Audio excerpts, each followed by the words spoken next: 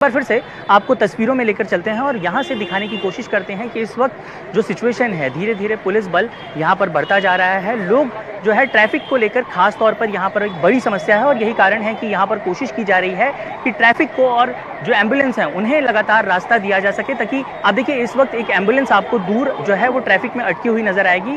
लगातार सायरन बज रहा है और उसे आगे निकलने के लिए रास्ता देने की कोशिश की जा रही है। हालांकि इस वक्त जो सिचुएशन है, ये पूरा पैच अगर धारावी का आप देखें तो आपको केवल यहाँ पर लोग ही लोग और जन सैलाब देखने को मिलेगा, एक मॉब देखने को मिलेगा जो इस वक्त यहाँ पर इकट्ठा हुआ है उनकी मस्जिद को लेकर, और जो कि बताया जा रहा है बीएमसी सूत्रों से कि वो एक अवैध स्ट्रक्चर है। क्योंकि यहाँ पर कई अवैध स्ट्रक्चर हैं, ये दलीलें लगातार समुदाय की तरफ से दी जा रही हैं कि यहाँ पर कई अवैध स्ट्रक्चर हैं, पहले उन्हें तोड़ा जाए। लेकिन बीएमसी अपना काम कर रही है और बीएमसी की तरफ से जो नोटिस भेजा गया था, चूंकि काम जो है किसी भी प्रकार से अगर किसी सरकारी संस्था द्वारा किया जाता है और उसमें अगर आप बाधा उत्पन्न करते हैं तो कहीं ना कहीं आप कानून को हाथ में ले रहे हैं, कानूनी प्रक्रिया में दखल अंदाजी कर रहे हैं। हालांकि अब देखना ये होगा कि लोगों की तरफ से जिस तरह की प्रतिक्रिया यहाँ पर देखने को मिल रही है, उसके बाद अब पुलिस और प्रशासन इस मामले को कैसे सुलझाता है। आपको बताएं कि इस मामले में जिस तरह से बैठकों का दौर हुआ, ये मामला अब मुख्यमंत्री एकनाथ शिंदे तक पहुंच चुका है। वो भी इस बात पर विचाराधीन होंगे कि इस वक्त किस तरह से इस सिचुएशन को कंट्रोल किया जाए। वाकई में बड़ी हैरान करने वाली परिस्थिति होती है। देखिए अब वहां पर तो बेशक माहौल बड़ा ही टेंस होगा, वो हम इन तस्वीरों में समझ सकते हैं, लेकिन इलीगल स्ट्रक्चर आखिर खड़ा कैसे हो जाता है? फिर इलीगल स्ट्रक्चर के ऊपर बीएमसी निगाह क्यों नहीं डालती? और फिर जब सारा मसला अब कोर्ट तक पहुंच गया तो बवाल सड़क पर कर रहे हैं। बड़ा सवाल तो बीएमसी से पूछा जाना चाहिए कि जब इलीगल स्ट्रक्चर खड़ा हो रहा था तब उस वक्त बीएमसी क्या कर रही थी?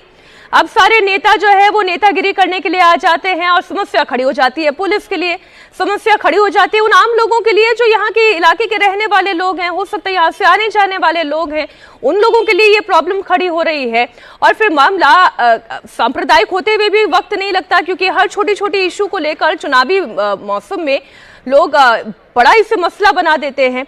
और इसीलिए जो धर्म संकट है इस वक्त सरकार के सामने भी यह है कि चुनावी साल है, कैसे मामले को शांत कराकर रखा जाए। सरकार का इस पूरे मामले पर स्टैंड क्या है? देखिए, आपने एक बहुत ही महत्वपूर्ण बात कही कि बीएमसी की तरफ से क्या किया गया, क्योंकि बीएमसी की तरफ से बीएमसी की ये जो समस्या है कि पहले इनलीगल स्ट्रक्चर बन जाता है, उसके बाद आप तोड़ने के लिए चले जाते हैं।